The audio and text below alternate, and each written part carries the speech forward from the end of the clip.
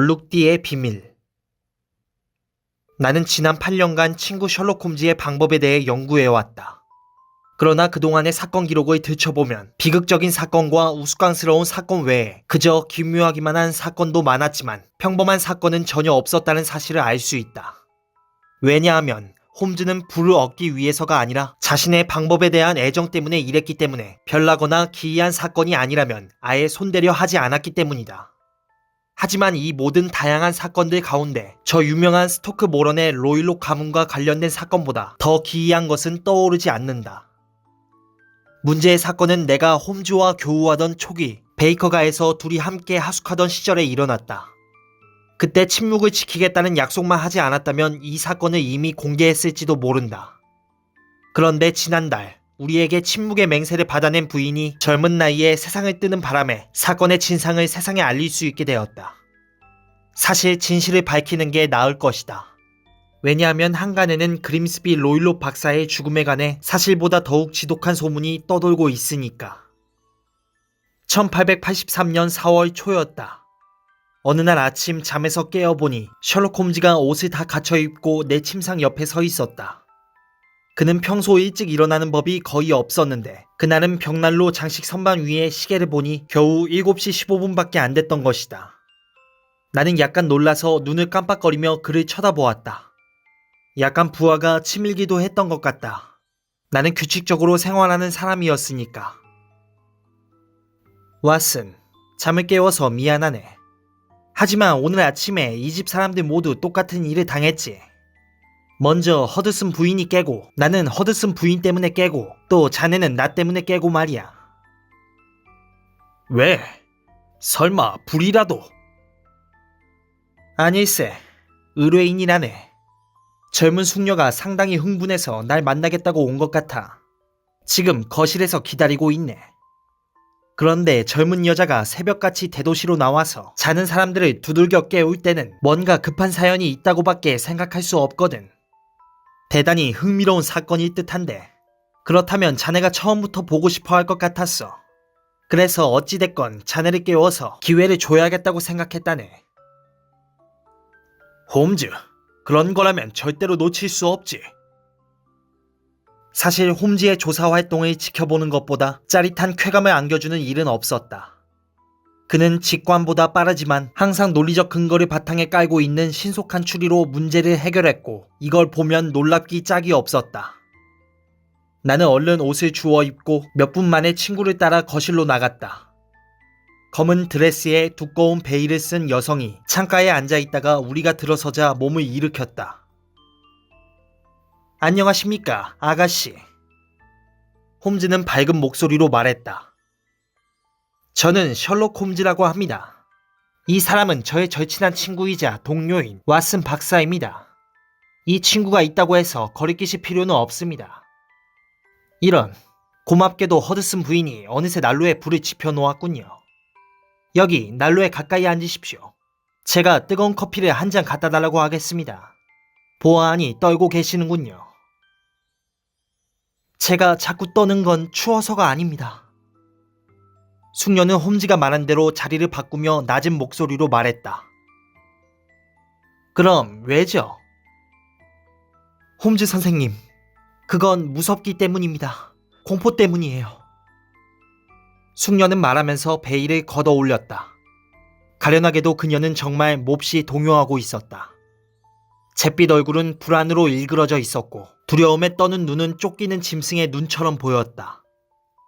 용모와 자태는 30대 여인이었지만 머리칼은 벌써 희끗거렸고 얼굴은 초췌하고 수척했다. 셜록 홈즈는 모든 것을 꿰뚫어보는 날카로운 시선으로 그녀를 슬쩍 훑어보았다.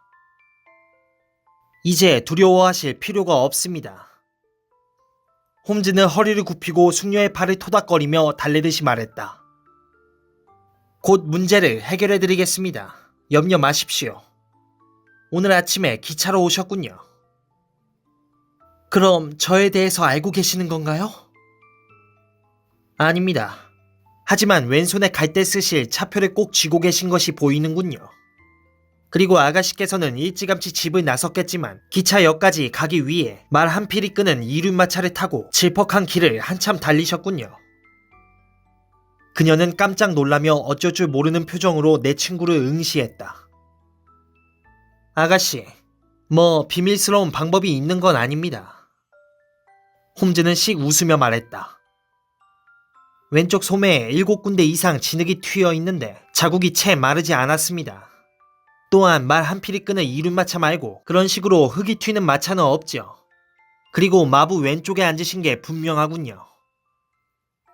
그렇게 보신 이유가 뭐든 선생님이 말씀하신 건 전부 옳습니다. 저는 6시도 안 돼서 집을 나와 20분 만에 레더헤드에 도착했습니다. 거기서 첫 기차를 타고 워털루 역에서 내렸죠. 선생님, 저는 더 이상 이런 긴장을 견딜 수가 없습니다. 이런 생활이 계속된다면 미쳐버리고 말 거예요. 제게는 의지할 사람이 없답니다. 아무도요. 물론 한 사람 있긴 해요. 절 아끼는 사람이 있어요. 가엾은 사람. 하지만 그이는 제게 별로 도움이 안 된답니다. 홈즈 선생님, 저는 선생님 얘기를 듣고 왔습니다.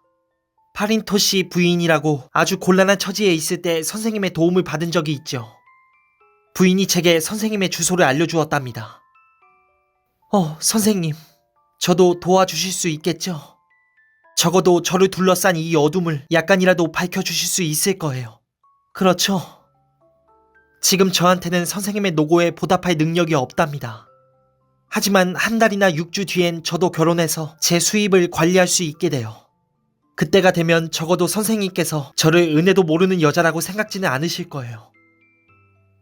홈즈는 책상 서랍에서 작은 사례집을 꺼내들었다.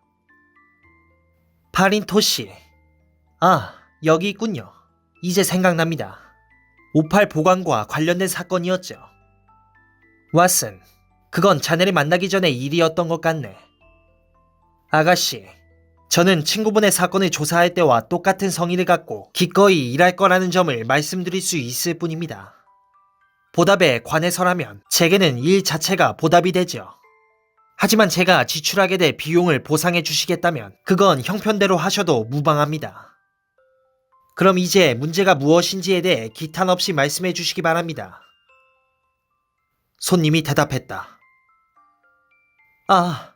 제가 처해 있는 상황에서 가장 끔찍한 부분은 제가 느끼고 있는 두려움이 너무도 막연하다는 것과 제가 품고 있는 의욕이 너무도 사소한 문제에 대한 것이라는 점입니다. 그래서 수많은 주변 사람 중에 제가 정당하게 도움과 조언을 청할 수 있는 사람조차도 제 얘기를 겁 많은 여자의 공상으로 치부해 버릴 정도니까요. 그이가 제 앞에서 말은 그렇게 안 해도 시선을 피하면서 어린애 달래듯이 대답하는 걸 보면 그 정도는 충분히 알 수 있죠. 하지만 저는 홈즈 선생님이 사람의 마음속에 꼭꼭 감춰진 악을 능히 꿰뚫어 보는 분이라고 얘기를 들었습니다. 선생님은 제가 지금의 위험한 상황을 어떻게 헤쳐나가야 하는지 아실 거예요. 아가씨의 이야기를 귀담아 듣고 있습니다. 저는 헬렌 스토너라고 해요. 지금 계부와 같이 서레이 서부 접경 지역에서 살고 있죠. 그분은 영국에서 가장 오래된 섹슨족 집안에 속하는 스토크 모런의 로일록 가문의 마지막 후예랍니다. 홈즈는 고개를 주워거렸다. 그 이름은 저도 들어보았습니다. 로일록 가문은 한때 영국에서 가장 부유한 집안에 속했죠. 영지가 북쪽으로는 버크셔, 서쪽으로는 햄프셔까지 뻗어 있었으니까요. 하지만 지난 100년 동안 가문의 주인 넷이 다 방탕하고 낭비벽이 심한 사람들이었어요. 몰락의 길을 걷던 집안을 결정적으로 망쳐먹은 사람은 도박에 빠졌던 섭정기의 상속자였죠. 남은 거라곤 몇 에이커의 땅과 200년 된 집이었지만 그나마 저당이 잡혀 있었답니다. 마지막 주인은 그곳에서 가난뱅이 귀족으로 구차한 삶을 이어갔죠. 그분의 외동아들이 바로 저의 계부였어요. 그분은 새로운 상황에 적응해야 한다는 걸 깨닫고 친척에게 돈을 빌려 의대를 졸업하고 면허를 딴 뒤 인도의 캘커타로 갔습니다. 그리고 뛰어난 의술과 사람들을 휘어잡는 기지 덕분에 그곳에서 의사로 성공을 거두었죠. 그런데 집에서 도난 사건이 몇 번 생겼어요. 화가 난 그는 감정을 다스리지 못하고 현지인 집사를 때려 죽이고 말았습니다. 간신히 사형은 면했지만 장기간 복역한 뒤에 시리에 빠져 영국으로 돌아왔죠. 로일록 박사가 제 어머니랑 결혼한 건 인도에 있을 때였습니다. 어머니는 그 전에 벵골 포병 연대에 스토너 소장과 결혼해서 우리 쌍둥이 자매를 낳았는데 아버지가 일찍 돌아가시고 말았습니다. 어머니가 로일록 박사와 재혼한 건 우리 자매가 겨우 2돌밖에 안 됐을 때였죠. 어머니한테는 재산이 꽤 많았어요. 연수입이 1,000파운드 됐는데 재혼한 뒤에 이 수입을 전부 남편에게 양도했답니다. 우리 자매가 결혼하면 일정 금액을 해마다 우리에게 나눠주라는 조건을 달아서요. 어머니는 귀국한 직후에 돌아가셨죠. 8년 전에 크루 근처에서 철도 사고를 당하셨답니다. 그러자 로일록 박사는 런던에서 개업하려던 생각을 버리고 조상 대대로 물려온 스토크 모런의 오래된 집으로 우릴 데리고 들어갔죠.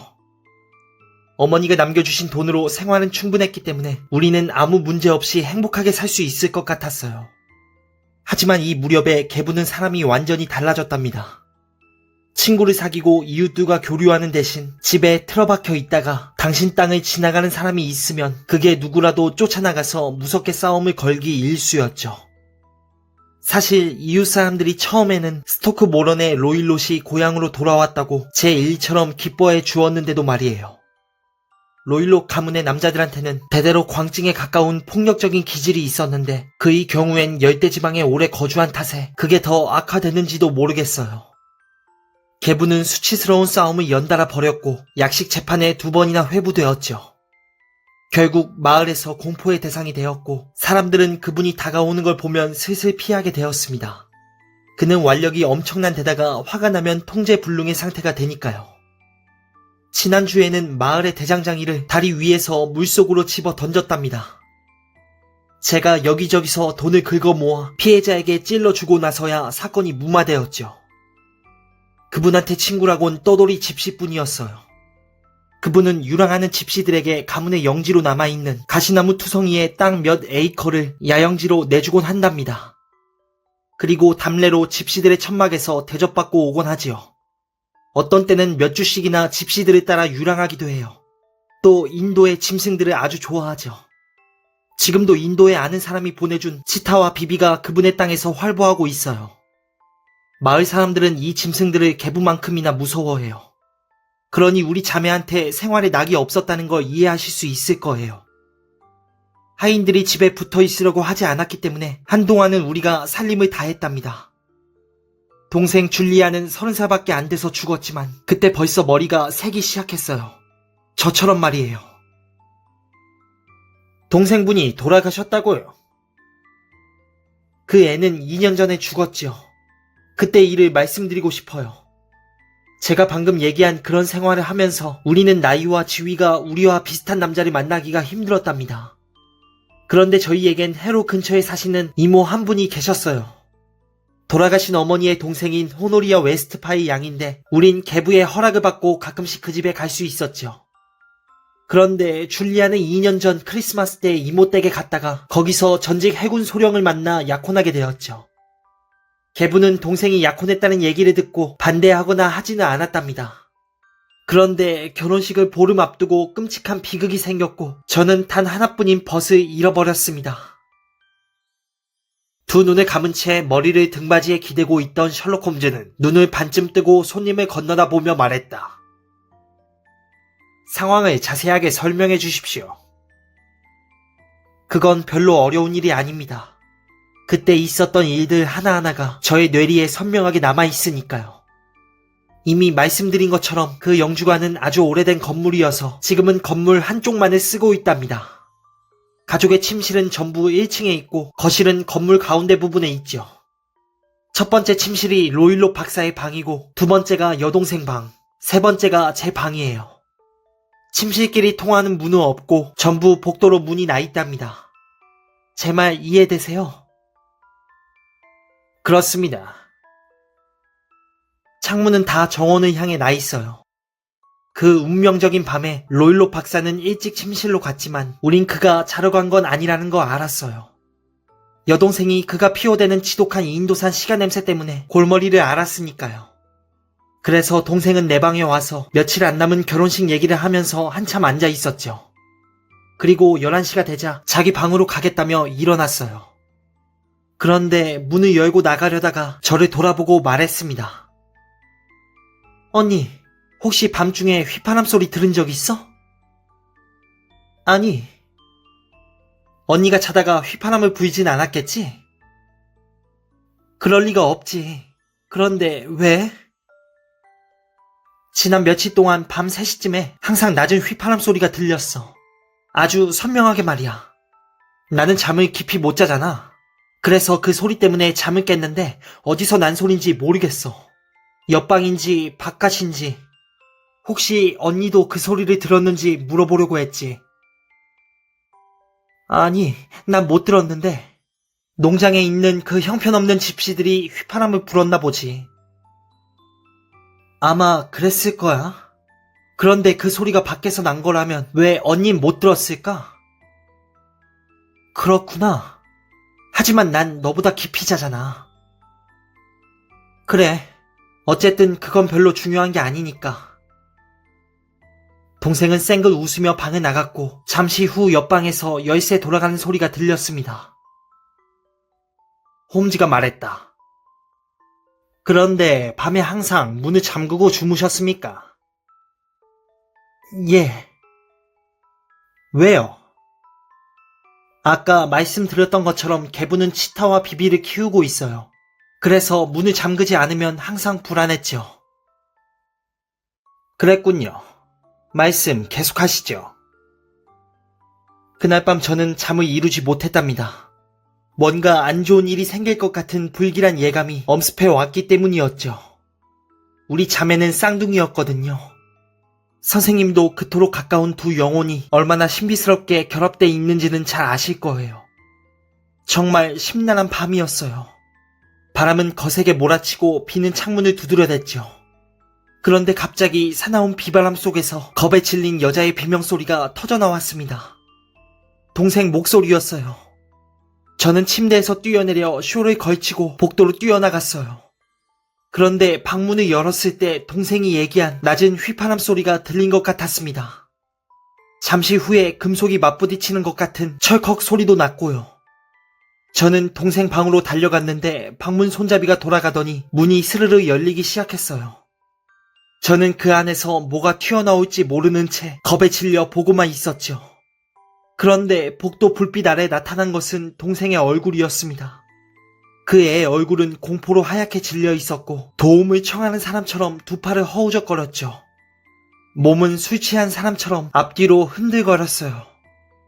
저는 달려들어 동생을 껴안았지만 바로 그 순간 동생은 무릎이 꺾이는 듯 하더니 바닥에 쓰러지고 말았습니다. 그 애는 끔찍한 고통을 겪고 있는 사람처럼 몸을 뒤틀었어요. 팔 다리에는 무서운 경련이 일어났습니다. 처음에 저는 그 애가 절 알아보지 못하는 줄 알았어요.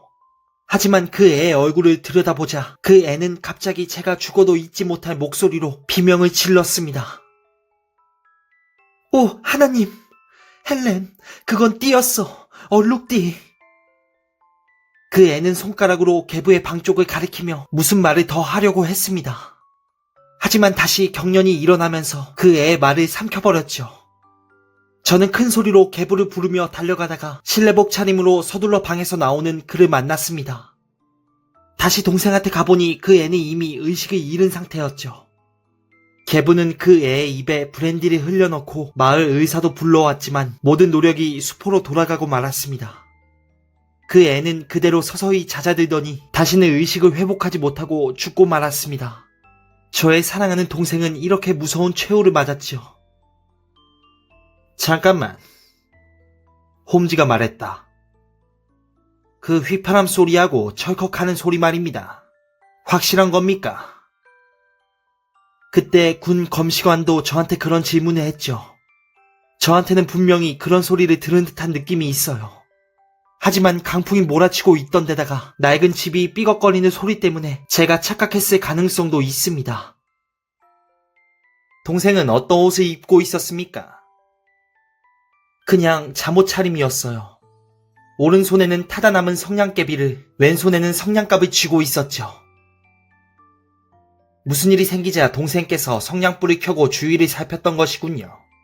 중요한 건 바로 그 점입니다. 그런데 검시관은 어떤 결론을 내렸습니까? 검시관은 동생이 사망한 사건을 아주 면밀하게 조사했어요. 로일로 박사의 행동은 오랫동안 그 일대에서 악명이 높았으니까요. 하지만 그럴듯한 사망 원인을 찾아내는 데는 실패했습니다. 저는 방문이 안에서 잠겨 있었다는 것, 그리고 창에는 튼튼한 쇠창살이 달린 구식 덧문이 달려있는데 밤마다 걸어놓는다는 사실을 증언했죠. 검시관은 벽을 조심스럽게 두드려가며 조사했지만 벽은 아주 튼튼하다는 사실이 밝혀졌고 마룻바닥도 샅샅이 조사했지만 결과는 마찬가지였습니다. 굴뚝은 크긴 했지만 굵은 창살 4개로 막혀 있었죠. 동생이 최후를 맞았을 때 방에는 그의 혼자뿐이었다는 사실이 분명해진 거예요. 게다가 그의 몸에는 외상의 흔적이 전혀 없었으니까요. 그러면 독살 가능성은? 의사들이 그 점에 대해서도 조사했지만 이렇다 할 결과가 없었습니다. 그럼 스토너 양은 가엾은 동생의 사인을 뭐라고 보십니까? 저는 동생이 완벽한 공포로 인한 신경 발작으로 죽었다고 생각해요. 하지만 동생이 그 정도로 무서워했던 것이 무엇인지는 전혀 모르겠어요. 그때 농장에는 집시들이 있었습니까? 예, 거기엔 거의 항상 집시들이 있죠. 그렇군요. 그런데 동생께서 얼룩띠를 언급했는데 그 띠에 대한 얘기를 듣고 뭐 생각나는 거 없었습니까? 어떤 때는 그게 창란 상태에서 나온 헛소리라는 생각도 들고 어떤 때는 농장에 있는 집시를 가리킨 게 아닐까 하는 생각도 들기도 해요. 얼룩이라는 이상한 표현은 혹시 집시들이 쓰고 다니는 얼룩무늬 수건을 말하는 건지도 모른다는 생각도 들고요. 홈즈는 전혀 만족하지 못한 듯 고개를 흔들었다. 그건 대단히 중요한 의미를 담고 있는 말입니다. 말씀을 계속해 주십시오. 그 뒤 2년이란 세월이 흘렀어요. 그동안 저는 전보다 더 외로운 삶을 살았죠. 그런데 한 달 전에 오랫동안 알고 지냈던 친구가 영광스럽게도 제게 결혼을 신청했답니다. 그는 퍼시 아미티지라고 하는데 레딩 근교의 크레인 워터에 사시는 아미티지 씨의 둘째 아들이죠. 계부는 저의 결혼에 반대하지 않았고 그래서 우리는 올봄에 혼례를 치르기로 했어요. 그런데 이틀 전에 건물 서쪽을 수리하기 시작해서 제 침실벽에 구멍이 뚫렸죠. 그래서 저는 죽은 동생이 쓰던 방으로 옮겨서 그 애가 쓰던 바로 그 침대에서 자야 했답니다. 생각해보세요. 간밤에 그 애의 끔찍한 운명에 대해 생각하면서 잠을 못 이루고 있는데 적막한 밤중에 그 애의 죽음에 전주곡이 됐던 낮은 휘파람 소리가 갑자기 들려왔을 때 제가 얼마나 무서웠겠는지요. 저는 침대에서 뛰어내려 불을 켰습니다. 방에는 아무도 없었죠. 하지만 저는 너무 떨려서 도로 누울 수가 없었어요. 그래서 옷을 입고 있다가 동이 트자마자 집을 빠져나왔죠. 그리고 길 건너편에 있는 크라운 여관에서 마차를 타고 레드헤더 역으로 가서 기차를 탔습니다. 저는 선생님을 만나 조언을 구해야겠다는 단 한 가지 목적으로 이렇게 새벽같이 달려온 거랍니다. 잘하셨습니다. 내 친구는 말했다. 그런데 얘기는 이게 전부인가요? 예. 로일론 양, 그렇지 않습니다. 당신은 계부를 감싸고 계십니다. 감싸다뇨? 그게 무슨 말이죠? 대답 대신 셜록 홈즈는 숙녀의 옷소매에 달린 검은 레이스 주름 장식을 밀어 올렸다. 하얀 손목에 5개의 손가락 자국이 검푸른 멍이 되어 또렷하게 남아 있었다. 계부에게 학대를 당하셨군요. 홈즈는 말했다. 숙녀는 얼굴을 붉히며 소매를 내렸다. 그분은 원래 거친 분이에요. 아마 자신이 얼마나 힘이 센지 잘 모르고 계실 거예요. 긴 침묵이 흘렀다. 홈즈는 두 손으로 턱을 받치고 탁탁 소리를 내며 타는 불을 응시했다. 이번 일은 아주 중대한 사건입니다. 홈즈는 드디어 입을 열었다. 행동 방침을 정하기 전에 확인해두고 싶은 점이 한두 가지가 아닙니다만 우리는 촌각도 지체할 여유가 없습니다. 우리가 오늘 스토크 모런에 가면 계부 모르게 방들을 둘러볼 수 있을까요? 마침 그분은 오늘 무슨 중요한 볼일이 있어서 런던에 올 거라고 하셨어요. 온종일 집에 안 계실 테니 방에 댈 만한 건 전혀 없을 거예요. 가정부가 하나 있긴 하지만 나이도 많은 데다가 좀 모자라서 제가 쉽게 따돌릴 수 있답니다. 그거 참 잘 됐군요. 왓슨, 자네도 같이 가겠나? 당연하지. 그럼 우리 둘이 같이 가기로 하지. 로일론 양은 어떻게 하실 건가요? 저는 여기까지 왔으니까 한두 가지 볼일을 보고 가겠어요. 하지만 두 분이 오시는 시간에 맞출 수 있도록 12시 기차로 돌아갈 생각입니다. 그럼 저희들은 점심때가 좀 지나서 가도록 하겠습니다. 저도 그 사이에 몇 가지 처리할 일이 있으니까요. 그런데 잠깐 기다렸다가 아침 식사라도 같이 하시죠. 아니요, 가봐야 해요. 힘든 사정을 이렇게 털어놓고 나니 벌써 마음이 가벼워졌답니다. 그럼 오늘 오후에 다시 뵙기로 해요. 숙녀는 두꺼운 검은 베일을 내리고 가벼운 걸음으로 방을 나갔다. 왓슨, 자네는 이 일에 대해 어떻게 생각하나? 셜록 홈즈는 등받이에 몸을 기대며 물었다.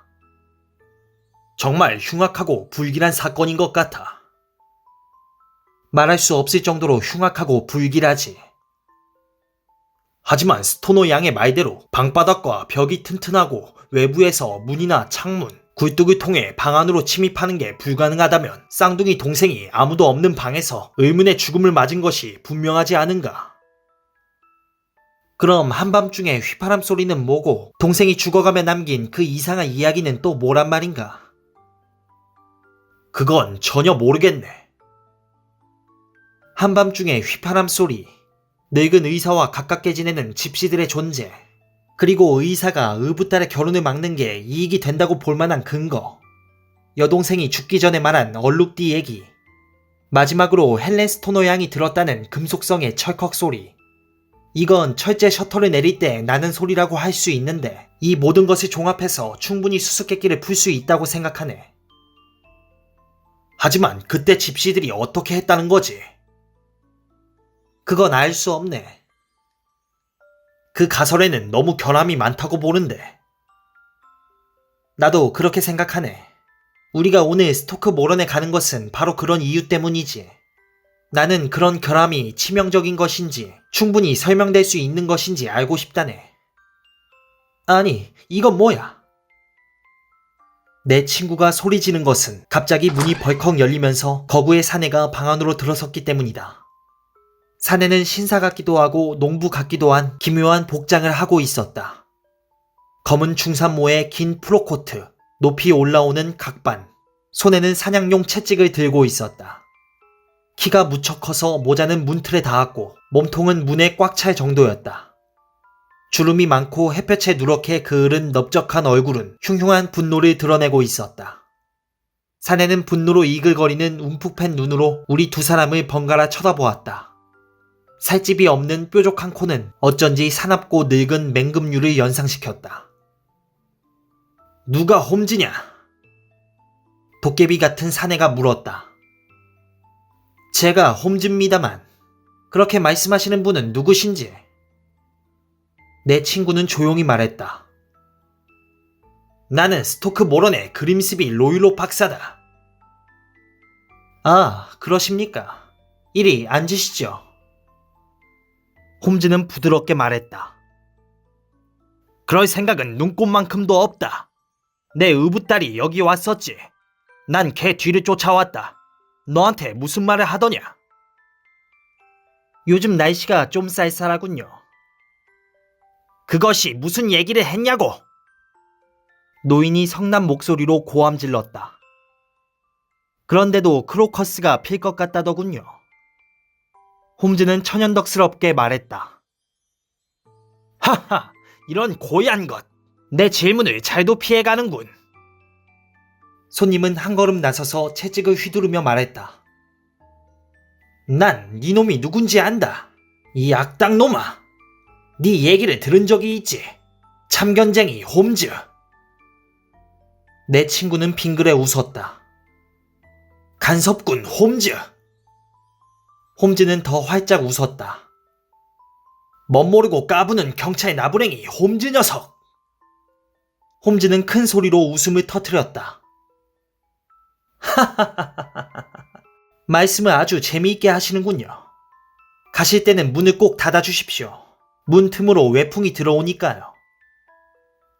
나는 할 말을 다 하고 가겠다. 남의 일에 참견할 생각은 꿈도 꾸지 말아라. 헬렌이 여기 왔었다는 거 안다고. 내가 뒤를 밟아왔으니까. 나 같은 사람한테 덤빌 생각은 않는 게 좋을 거다. 자, 봐라. 로일로 박사는 재빨리 다가와 부직갱이를 집어들더니 갈색으로 그을은 큼직한 손으로 단숨에 구부려 놓았다. 내 손에 걸려들지 않게 조심해라. 그는 험악한 얼굴로 소리 지르며 구부러진 부직갱이를 난로가에 던져놓고는 성큼성큼 밖으로 나갔다. 정말 귀여운 양반이군. 홈즈는 웃으며 말했다. 나는 그렇게 체격이 큰 편은 아니지만 저 양반이 좀 더 있었으면 내 손아귀 힘도 만만치 않다는 사실을 보여주었을 텐데. 그러면서 강철 부직갱이를 집어들고 끙 하고 힘을 써서 다시 펴놓았다. 나를 경찰 나부랭이로 착각하다니 정말 오만하기 짝이 없구먼. 하지만 이런 일을 겪어보니 한결 흥미가 솟구치는데. 부주의하게도 불안당 같은 영감을 달고 온 숙녀분에게 별일 없기만을 바랄 뿐이네. 자, 이제 조반을 들도록 하세. 나는 그 다음에 민법박사 회관에 가볼 생각이네. 이번 일에 도움이 될 만한 자료가 있는지 찾아봐야겠어. 셜록 홈즈가 돌아온 것은 거의 1시가 다 돼서였다. 그는 글씨와 숫자가 잔뜩 적힌 푸른색 종이를 한 장 들고 있었다. 로일로 박사의 작고한 부인이 남긴 유언장을 열람하고 왔네. 그 정확한 의미를 판단하기 위해서 부인이 남긴 유산의 시가를 따져보지 않을 수 없었지. 부인의 사망 당시에 유산의 연간 총수입은 1,100파운드에 달하는데 지금은 농산물 가격 하락으로 750파운드밖에 안 되더군. 딸들은 결혼하면 1인당 250파운드를 받을 수 있게 돼 있어. 그래서 만약 두 딸이 다 결혼했다면 영감한테는 푼돈밖에 안 남았을 거고 둘 중 하나만 결혼해도 영감에겐 상당한 타격이 됐을 걸세. 나의 오전 활동이 헛수고는 아니었네. 영감한테는 그런 일이 생기는 것을 막아야 할 강력한 동기가 있다는 것이 증명됐으니까 말이야. 자, 사태가 심각하니 꾸물거릴 여유가 없네. 더구나 영감은 우리가 개입했다는 거 알고 있어. 자네가 외출 준비를 마치면 당장 마차를 잡아타고 워털루 역으로 달려가야겠네. 권총을 가져가주면 좋겠어. 부직갱이를 엿가락처럼 휘어놓는 신사를 상대하는 데는 엘리 2호가 최고지. 그 위에 칫솔 하나만 더 가져가면 될 거야. 워털루 역에 가니 다행히 레드헤드행 기차가 있었다. 그리고 우리는 레드헤드역 앞에 여관에서 이륜마차를 잡아탔다. 마차는 서레이의 아름다운 길을 7, 8km가량 달렸다. 날씨는 더할 나위 없이 좋았다. 태양은 눈부시게 빛났고 하늘에는 양털구름이 둥둥 떠 있었다. 가로수와 길가의 관목에선 연두빛 새싹이 움트고 있었고 대기는 상쾌하게 이를 데 없는 축축한 흙냄새로 가득 차 있었다. 우리의 마음을 사로잡은 무서운 사건 앞에서 대지에 가득 찬 봄 기운은 너무도 낯설고 이질적으로 느껴졌다. 내 친구는 팔짱을 끼고 마부 옆에 앉아 있었다. 모자를 푹 눌러쓴 채 턱을 바짝 끌어당기고 있는 품이 깊은 생각에 잠겨 있는 것 같았다. 그런데 갑자기 내 어깨를 톡톡 치더니 목초지 너머를 가리켰다. 왓슨, 저기 좀 보게. 홈즈가 말했다. 야트막한 경사면에 나무가 빽빽히 들어차 꼭대기에서 작은 숲을 이루고 있는 곳이었다. 나뭇가지 위로 오래된 저택의 잿빛 박공과 높은 지붕이 튀어나와 있었다. 스토크 모런인가? 그가 말했다. 예, 저 집이 바로 그림스비 로일로 박사님 저택 입죠. 마부가 대답했다. 저 집에서 지금 무슨 공사를 하고 있는데 우리는 그 공사장으로 가는 길일세. 마을은 저쪽입니다요. 마부는 왼쪽으로 좀 떨어진 곳에 있는 높고 낮은 지붕들을 가리키며 말했다. 한데 스토크 모런으로 가실 거면 이쪽 계단으로 올라가는 편이 더 빠릅죠. 거기로 해서 들판의 오솔길을 지나가는 겁니다. 마침 저쪽에 숙녀분께서 걸어가는 게 보이는군요. 저 숙녀는 스토너 양인 것 같군. 홈즈는 손으로 햇빛을 가리며 바라보았다.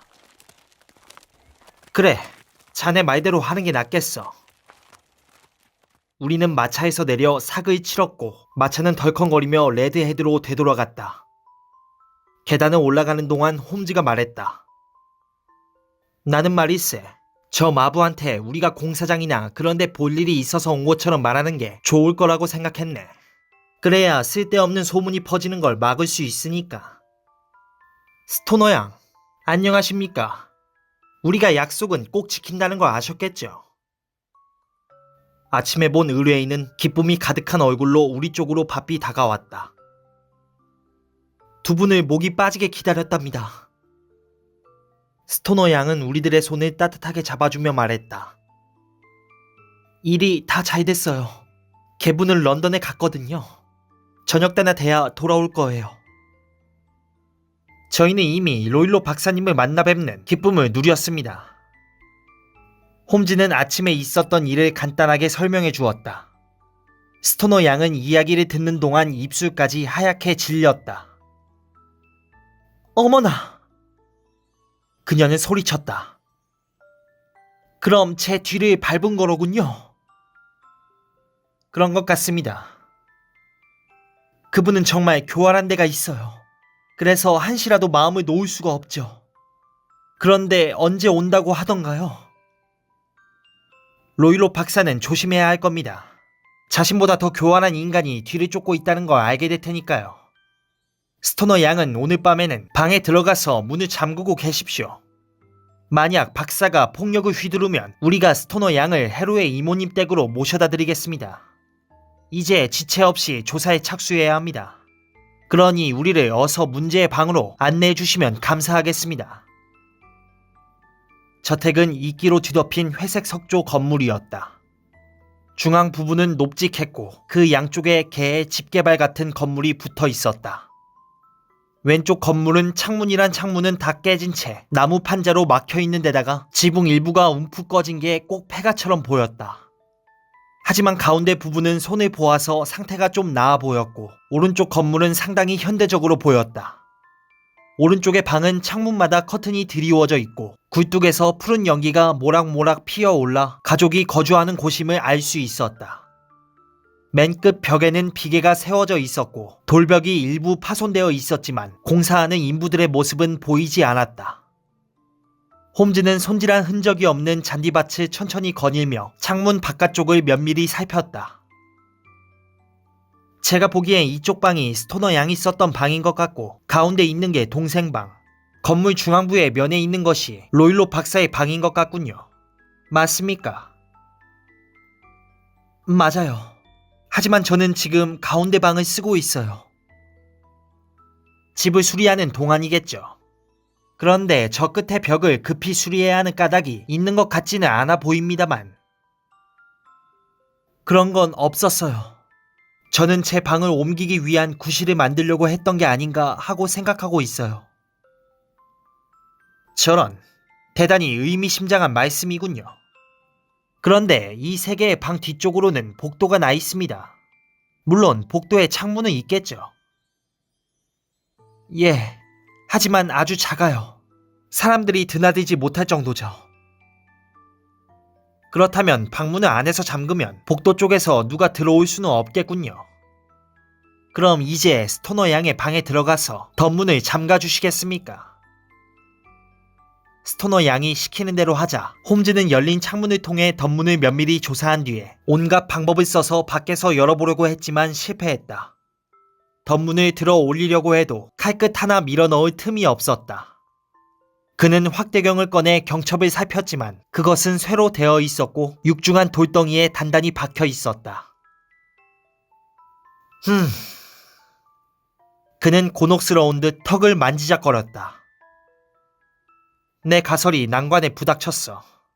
일단 덧문을 잠그면 이곳을 통해 방에 들어가는 것은 불가능하네. 이젠 집에 들어가서 문제 해결에 도움이 될 만한 단서가 있는지 찾아봐야겠군. 작은 연문을 열자 하얗게 회칠한 복도가 나왔다. 홈즈가 맨 끝방은 보지 않겠다고 해서 우린 가운데 방으로 들어갔다. 스토너 양은 현재 쌍둥이 동생이 최후를 맞은 이 방을 쓰고 있었다. 작고 소박한 방이었다. 오래된 시골집들이 다 그렇듯 낮은 천장에 벽난로가 입을 벌리고 있었다. 한쪽 구석에는 갈색 서랍장이 하나 있었고 맞은편에는 하얀 볼을 씌운 좁은 침대가 놓여 있었다. 창문 왼쪽으로는 경대가 있었다. 그 밖에 방에 있는 물건이라곤 작은 등나무 의자 2개와 방 한가운데 깔린 네모난 옅은 카펫뿐이었다. 마룻바닥과 벽의 널빤지는 벌레 먹은 갈색 참나무였는데 너무 낡고 빛깔도 발해 있어서 이 집을 지은 뒤 한 번도 갈지 않은 것 같았다. 홈즈는 의자 하나를 구석에 끌어다 놓고 말없이 앉았다. 그리고 방의 내부를 샅샅이 암기해 두려는 것처럼 눈동자를 사방으로 굴렸다. 저 줄은 어디로 연결된 거죠? 마침내 홈즈는 침대 옆에 매달린 굵은 설렁줄을 가리키며 물었다. 줄은 베개에 맞닿을 정도로 길게 늘어져 있었다. 가정부 방으로 통하는 거예요. 다른 물건에 비해선 비교적 새 것 같군요. 예, 저기 설치한 지 2년밖에 안 됐으니까요. 그럼 동생분이 설치해달라고 하셨나요? 아니요. 전 그 애가 저걸 썼다는 얘기를 들어본 적이 없어요. 우린 항상 자기 일은 자기가 알아서 했으니까요. 그렇다면 저렇게 멋진 설렁줄을 다는 건 불필요한 일이었군요.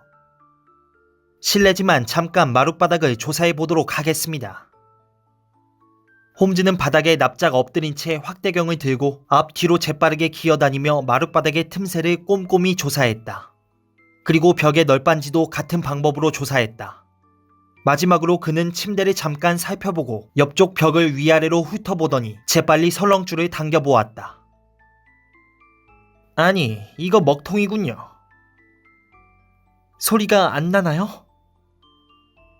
그렇습니다. 선에 연결되어 있지도 않습니다. 대단히 흥미롭군요. 자세히 보면 작은 환기구멍 바로 위에 고리에 묶여 있는 게 보입니다. 참 바보 같은 물건도 다 있군요. 전 그런 줄 몰랐답니다. 참 이상하군요. 홈즈는 줄을 잡아당기며 중얼거렸다. 이 방에는 아주 묘한 점들이 한두 가지 있습니다. 예를 들면 어떤 멍청한 건축업자가 환기구멍을 바깥으로 안 내고 옆방으로 내놓았을까요? 그것도 아주 최근에 만든 거랍니다. 아가씨가 말했다. 설렁줄과 같은 시기에 만든 겁니까? 홈즈가 물었다. 예, 그 무렵에 보수공사를 해서 몇 가지 고쳤죠. 그런데 그게 하나같이 흥미로운 것들이군요. 먹통 설렁줄에 환기가 되지 않는 환기구하며. 스토너 양, 허락해 주신다면 이제 옆방을 조사해보고 싶습니다. 그림스비 로일로 박사의 방은 을붓달의 방보다는 컸지만 역시 간소하기 이를 데 없었다. 방 안에 있는 물건이라곤 야전용 침대와 전문 서적이 가득 꽂혀 있는 작은 목재 선반, 침대 옆에 놓인 안락 의자, 벽에 기대 놓은 소박한 나무 의자, 원탁, 그리고 커다란 철제 금고가 전부였다. 홈즈는 천천히 방을 걸어다니며 물건 하나하나를 예리한 눈으로 살펴보았다. 이 속에 들어있는 게 뭡니까? 홈즈는 금고를 톡톡 두드리며 물었다. 서류요. 그럼 안에 들여다본 적이 있으시군요. 딱 한 번, 몇 년 전이에요. 제 기억에는 서류로 가득 차 있었죠. 혹시 고양이 같은 게 들어있진 않았습니까? 아니요, 그럴 리가요. 이거 좀 보십시오. 홈즈는 금고 위에 놓인 작은 우유 접시를 들어보였다. 아니요, 이 집에 고양이는 없답니다. 치타하고 비비는 있어도요. 아, 물론 그렇죠. 그런데 치타는 말하자면 큰 고양이입니다. 우유 한 접시로는 도저히 성이 차지 않을 겁니다. 한 가지 확인해보고 싶은 점이 있습니다. 홈즈는 벽에 붙여놓은 나무 의자 앞에 쪼그리고 앉아서 주의 깊게 관찰했다. 감사합니다. 이제 됐습니다. 홈즈는 일어서서 확대경을 주머니에 집어넣으며 말했다. 허허, 이것 봐라. 아주 흥미로운 물건이 있군. 그의 시선을 사로잡은 것은 침대 한 구석에 걸려있는 작은 채찍이었다. 그런데 채찍은 약간 구부러져 있었고 끝에 고리 모양으로 매듭이 지어져 있었다. 왓슨, 자넨 이것에 대해 어떻게 생각하나? 흔해 빠진 채찍 아닌가? 하지만 끝에 매듭을 지어놓은 이유는 잘 모르겠군. 그렇게 흔해 빠진 물건은 아닐세. 안 그런가? 어허, 이럴 수가. 무서운 세상이로군. 지능이 높은 인간이 범죄에 머리를 쓰면 최악의 결과가 빚어지지. 스토너 양, 충분히 본 것 같습니다. 이제 잔디밭을 좀 거닐고 싶군요. 홈즈는 조사 현장에서 돌아서며 전혀 없이 험악하게 얼굴을 찌푸렸다. 잔디밭을 거니는 동안 홈즈는 깊은 사색에 잠겼고 스토너 양과 나는 그가 먼저 입을 열 때까지 조심스럽게 침묵을 지켰다. 홈즈가 말했다. 스토너 양, 이제부터 반드시 제 말을 따르셔야 합니다. 그렇게 할게요. 사태가 심각하기 때문에 조금도 지체할 수 없습니다. 목숨을 건지려면 꼭 지시대로 하셔야 합니다. 제 목숨은 선생님 손에 달려있다는 걸 잘 알고 있어요. 먼저 이 친구하고 저는 스토너 양의 방에서 밤을 새울 겁니다. 우리는 깜짝 놀라 그를 멍하니 쳐다보았다. 예, 무슨 일이 있어도 그렇게 해야 합니다. 제 말 잘 들으십시오. 이 근처에 마을 여관이 있죠. 예, 저쪽에 보이는 게 크라운 여관이에요. 좋습니다. 저기서 스토너 양의 방 창문이 보이겠죠? 그럴 거예요. 로일로 박사가 돌아오면 두통이 난다든가 하는 핑계를 대고 방에 틀어박혀 계십시오. 그리고 박사가 침실로 들어가는 소리가 들리면 창에 덧문을 열고 창가에 등불을 놓아두세요. 그건 우리에게 보내는 신호입니다. 그 다음에 필요한 물건을 전부 싸가지고 전에 쓰던 방으로 몰래 들어가세요. 수리 중이긴 해도 하룻밤 거기서 지내는 데는 문제가 없을 거라고 생각합니다. 그럼요. 그거야 쉬운 일이죠. 나머지는 우리가 알아서 하겠습니다. 하지만 어떻게 하시려고요? 우린 가운데 방에서 밤을 새우면서 한밤중에 난 이상한 소리의 진원지를 찾아볼 예정입니다. 홈즈 선생님, 벌써 뭔가를 알아내셨군요. 스토너 양은 내 친구의 옷소매에 손을 올려놓으며 말했다. 그런지도 모르죠.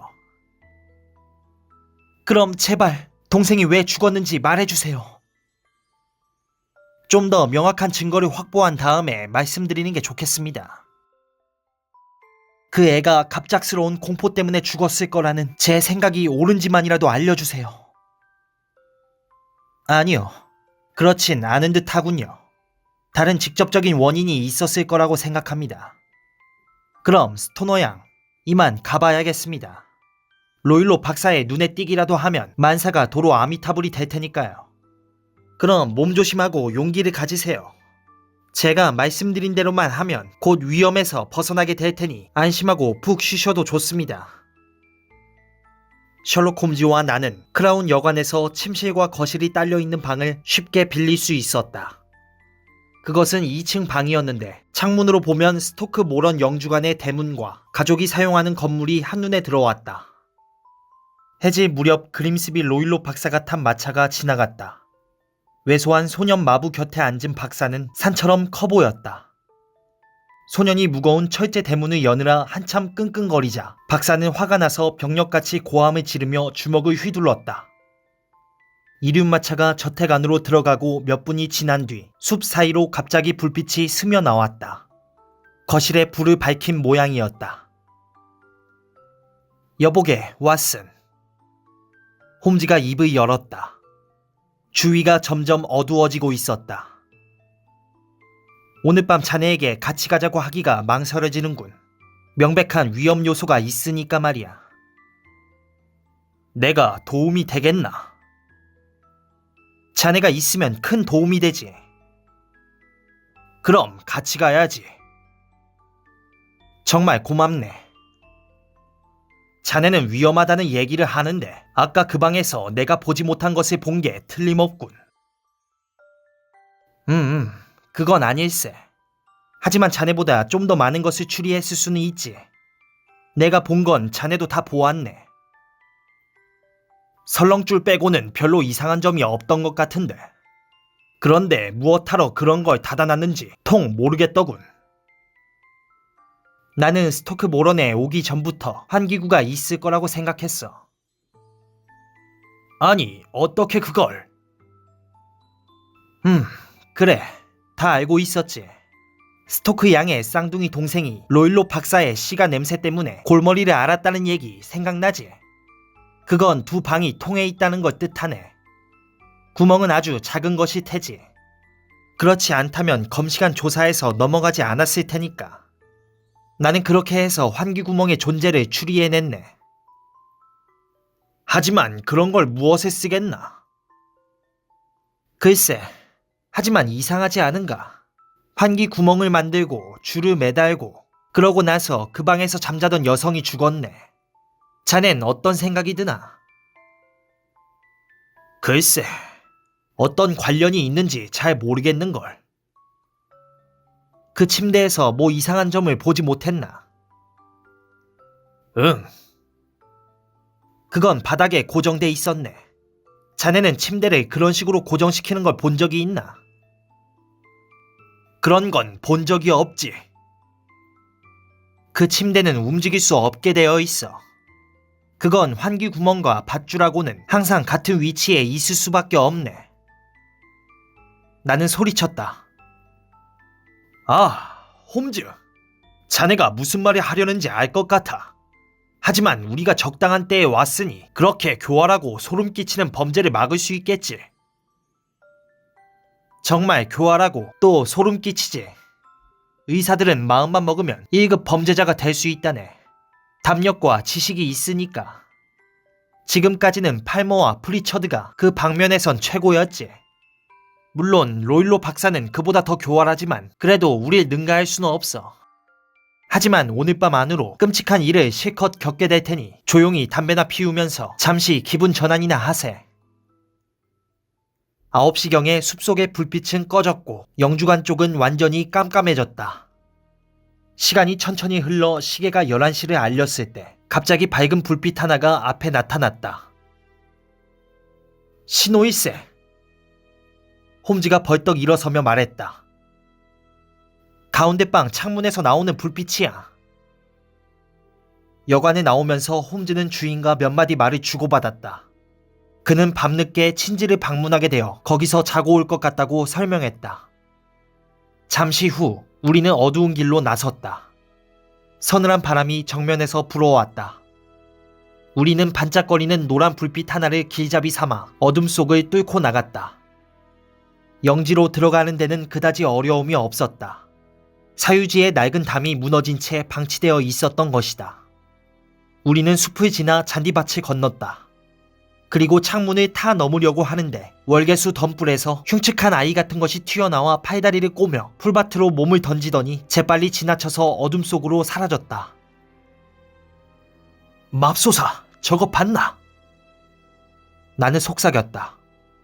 홈즈는 순간적으로 나만큼 놀란 듯 반사적으로 내 손목을 꼭 붙들었다. 그러더니 낮은 목소리로 웃음을 터뜨리며 내 귀에 대고 속삭였다. 정말 묘한 집이로군. 비비일세. 나는 박사가 아낀다는 이상한 애완동물을 깜빡하고 있었다. 뿐만 아니라 치타도 있었다. 언제 녀석이 덤벼들지 몰랐다. 솔직히 말해서 나는 홈즈를 따라 신발을 벗어든 채 방 안에 들어간 뒤에야 비로소 마음을 놓았다. 내 친구는 소리나지 않게 덧문을 닫고 등불을 탁자 위에 옮겨놓은 다음 방 안을 둘러보았다. 모든 것이 낮에 있던 그대로였다. 그는 내 옆으로 살그머니 다가와 손나팔을 만들어 내 귀에 대고 들릴락 말락하게 속삭였다. 조그만 소리라도 내면 우리 계획은 끝장일세. 나는 알아들었다는 표시로 고개를 주걱거렸다. 불을 끄고 앉아 있어야 해. 환기구를 통해 불빛이 흘러나갈 테니까. 나는 다시 고개를 끄덕였다. 잠들면 안 되네. 목숨이 위태로워질 수도 있어. 혹시 필요할지 모르니까 권총을 꺼내놓게. 나는 침대에 걸터 앉을 테니까 자넨 그 의자에 앉아있게. 나는 권총을 꺼내서 탁자 위에 올려놓았다. 홈즈는 가늘고 기다란 지팡이를 들고 왔는데 이것을 침대 위에 올려놓았다. 그 옆에는 성냥갑과 초를 놓아두었다. 그리고 불을 껐다. 칠흑 같은 어둠이 밀려왔다. 그 공포의 불침번을 어떻게 잊을 수 있을까? 방 안은 숨소리 하나 들리지 않을 만큼 고요했다. 하지만 나는 조금 떨어진 곳에 내 친구가 나와 똑같은 초긴장 상태에서 눈을 크게 뜨고 앉아있다는 걸 알고 있었다. 덧문으로는 빛 한 줄기 새어들지 않았으므로 우리는 완전한 암흑 속에 앉아있었다. 밖에서 이따금씩 밤새 울음소리가 들렸고 한 번은 창가에서 길게 끄는 고양이 울음소리 같은 게 들려와 정말로 치타가 활보하고 있다는 걸 알 수 있었다. 멀리서 교구의 괴종시계가 15분마다 웅웅 울리는 저음으로 종을 쳤다. 그 15분이 얼마나 길던지. 시계가 12시를 쳤고 그 다음에 1시, 2시, 3시를 쳤지만 우리는 여전히 무슨 일이 일어나기를 기다리며 묵묵히 앉아 있었다. 갑자기 환기 구멍 쪽에서 순간적으로 섬광이 일었다. 불빛은 금세 사라졌지만 기름 타는 냄새와 가열된 금속 냄새가 강하게 풍겨오는 것으로 보아 누군가 옆방에서 차광식 각등을 켠 게 분명했다. 가볍게 움직이는 소리가 들리더니 곧 잠잠해졌다. 그러나 냄새는 더 강해졌다. 한 30분 정도 나는 귀를 쫑긋 세우고 앉아 있었다. 그런데 갑자기 전혀 다른 소리가 들려왔다. 그것은 주전자에서 물이 끓을 때처럼 부드럽게 쉿쉿 하는 소리였다. 그 소리가 들린 순간 홈즈는 재빨리 자리를 박차고 일어나 성냥불을 켜면서 지팡이로 설렁줄을 사납게 난타했다. 왓슨, 봤나? 그는 외쳤다. 봤냐고? 하지만 나는 아무것도 보지 못했다. 홈즈가 불을 켠 순간 낮은 휘파람 소리를 똑똑히 듣긴 했지만 갑작스런 불빛 때문에 눈이 부셔서 그가 그렇게 정신없이 두드려 팬 것이 무엇인지 알아보지 못했던 것이다. 홈즈의 얼굴은 무섭도록 창백했고 공포와 혐오의 표정이 가득했다. 그가 손을 멈추고 환기구멍을 올려다보고 있는데 갑자기 밤의 고요를 뚫고 난생 처음 들어보는 소름 끼치는 비명소리가 울려 퍼졌다. 고통과 두려움과 분노가 범벅이 된 끔찍한 비명은 점점 커졌다. 마을 사람들의 말에 따르면 그 소리는 마을을 지나 멀리 있는 사제관까지 들렸다고 한다. 사람들은 난데없는 비명에 잠이 깨었다. 나는 심장이 차갑게 얼어붙는 듯 했다. 우리는 마지막 메아리가 고요 속으로 잦아들 때까지 서로를 멍하니 바라보고만 있었다. 이게 무슨 뜻이지? 나는 숨막히는 소리로 물었다. 모든 게 다 끝났다는 뜻이지. 이렇게 끝나는 게 최선인지도 모르지. 권총을 들게. 로일로 박사의 방으로 가봐야지. 홈즈는 무거운 표정으로 등불을 들고 복도를 내려갔다. 문을 2번 두드렸지만 안에선 아무 대답도 없었다. 홈즈는 방문을 열고 안으로 들어갔고 나는 권총을 세워든 채 그의 뒤를 따랐다. 눈 앞에는 기괴한 광경이 펼쳐져 있었다.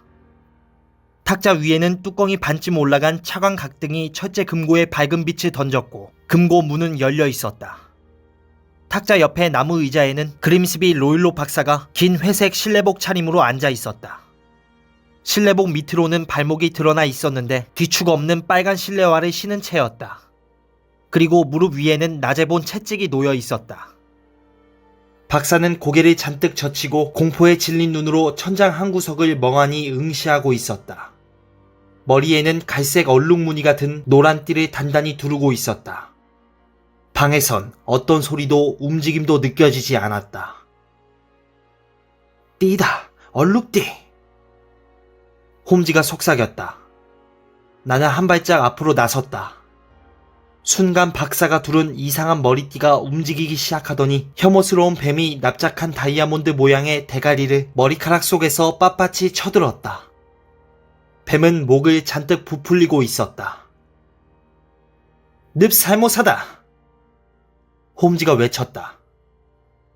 인도에서 제일 무서운 독사라네. 박사는 물린 지 10초 안에 즉사했어. 폭력은 그걸 쓰는 자에게 되돌아가기 마련이지. 자기 무덤을 지가 판 꼴일세.